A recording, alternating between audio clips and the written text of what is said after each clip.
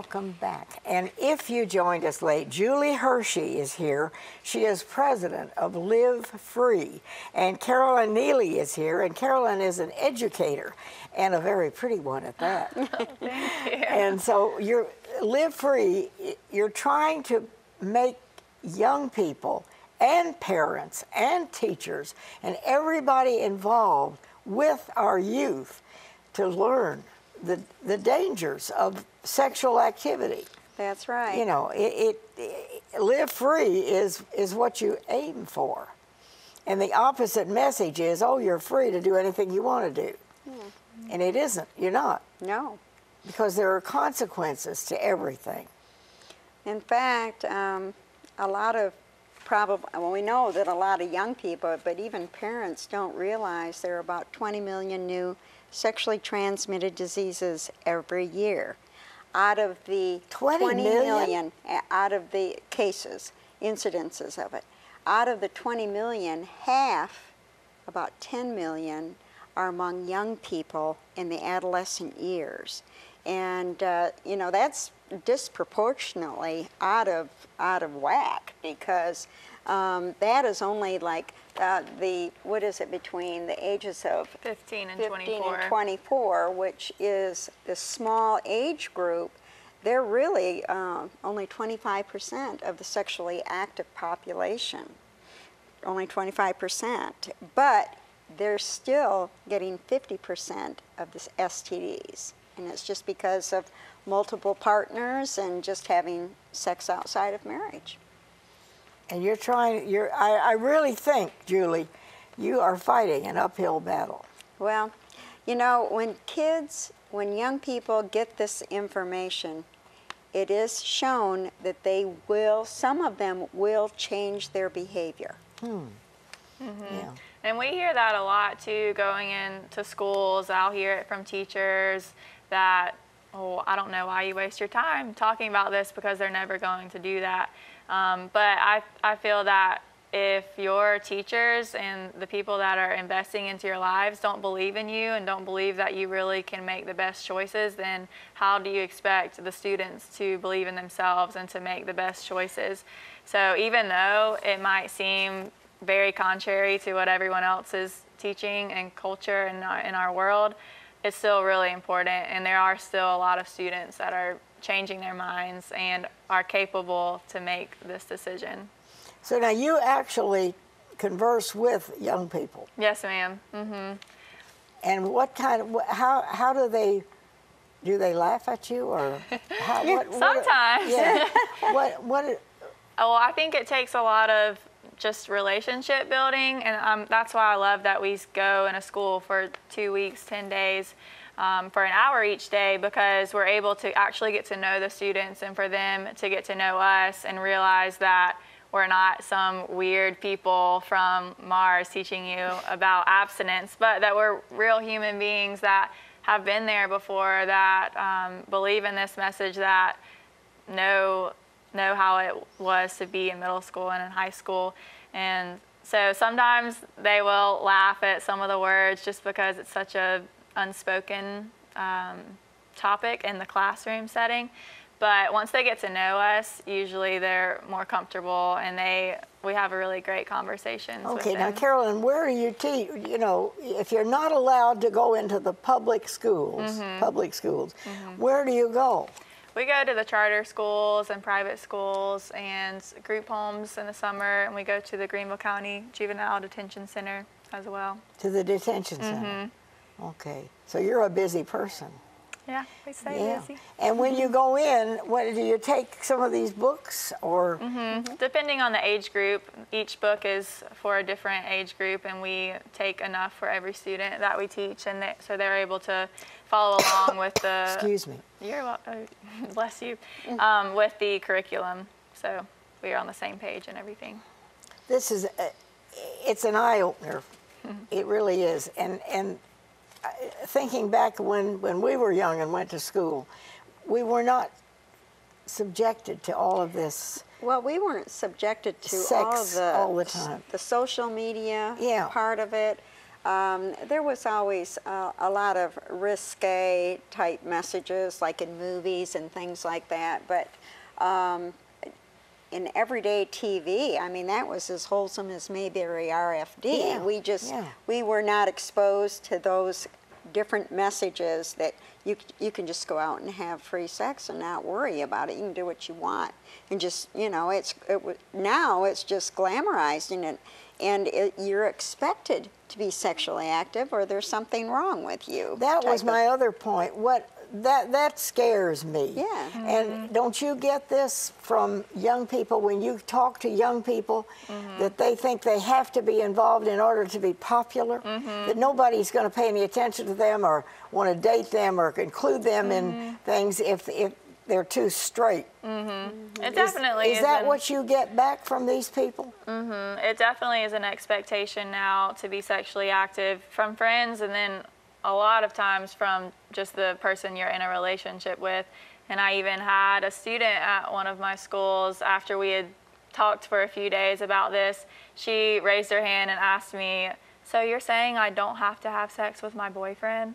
And I was like, yes, absolutely. Like, that's what we're saying. And that's just one example of so many more of how we're just telling them how, like, this is such a freeing message, that some students feel like they are trapped in this cycle, that they have to do these things to be accepted and to be loved, and to be popular. we teach how to we teach about healthy relationships and how to build relationships that are healthy but don't involve sex before marriage, and it's really empowering for the students, I think. So now you actually go into, well, you can't go to schools, they don't want you. Yeah, the public schools don't want you. No, they teach a more, what is the? I would call it a safer sex message. Our message is sexual risk avoidance. We want young people to learn how to avoid sexual activity, and if they're involved in it, how to get out of it into more healthy lifestyle. The other message is sexual risk reduction. In other words, they just assume that you're going to be sexually active. Okay, they assume that you're going to do it anyway. Right, so we're just going to teach you how to reduce the risk of mainly pregnancy. Now, when they do that, when they teach what we call condom-based education, they're not really teaching young people to be safe. Number one, it's not going to save their emotional part that gets damaged when they're involved sexually. But they also are still susceptible to many diseases, even though they're using contraception. All right. How did we get to this point? Have parents failed? What is? You know, this book tells parents to stay connected and know who your kids' friends are, and all their activities that they're involved with, the dangers that kids are involved in today's world, and that parents can be their first and best teacher, and also they can be basically not really a friend. I hate to refer to a parent as being a friend, but they can come alongside and they can lead their child in a healthy lifestyle. And that's what this book tells them, and it just tells them, you know, you need to be... Is this book available? They would need to call Live Free. You call that number, and I'll keep the number here if you don't get it. But if you want one of these books, you can call that number. Just call this number, and 627-3125. Is it expensive, the book? Well, I don't like to talk about money on television, but I mean, are you talking big dollars to buy that little book? We will not charge people when they call. We'll mail it to them. All right.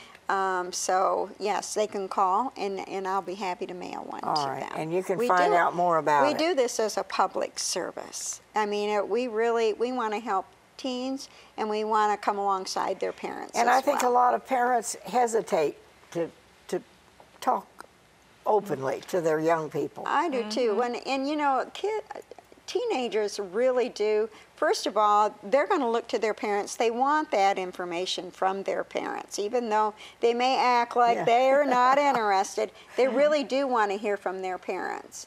But like in our classroom, they love listening to a teacher that's this age. If you and I walked in to We're teach, just old fogies. they probably wouldn't want to listen to us. We'd have a lot to say, but they wouldn't want just to listen to grandmothers. it. What do they know? That's right. Yeah, But yeah. all of our teachers are fresh out of college, and they're young people like Caroline. So. Well, I think, Julie, you're really doing God's work right here. If you can get a message of healthy living out into this world, and especially to our young people, because they're given the message 24/7 That's right. about the other kind of life. And a girl would probably, she'd probably feel, you know, if I don't go along with this, I'm not going to be included. I'm not going to be popular. Am I right? Yeah, I think a lot of girls can feel that way. And so we just try to focus on talking about how that is sexual activity does not equal popularity, and that subjecting yourself to only, or objectifying yourself to only being a body is showing that you don't necessarily respect yourself for your whole self. And if you view yourself that way, that's how other people are going to view you as well. And so one of our main goals is to get, I know for the girls, to have a healthy understanding of who they are as a whole person, and that they have so many qualities about them that are beautiful and that are worthy to be loved. That's not just their body. So when we can leave a place and they know who they are as a beautiful young woman, then that's going to change the way that they view themselves, and they view how they deserve to be treated by other people. And so I think that's a huge key in this whole message. Okay. All right. Now, we just have a minute. Do you have an organization that people can join, this Live Free, or what? They can contact us, and we will give them information. Please look at our website, which is livefreesc.org. Okay. Livefreesc.org. And I'll have, Julie's going to leave several of these. So if you want, call me, and I'll be glad to put it in the mail to you. We need to get the word out for our young people in our schools, okay? Thank you for coming. Well, thank you. for having Okay, us. Thank you, wherever Peggy. you are, just relax and enjoy life. And if you have young people at home, keep them close to you. We'll see you next time.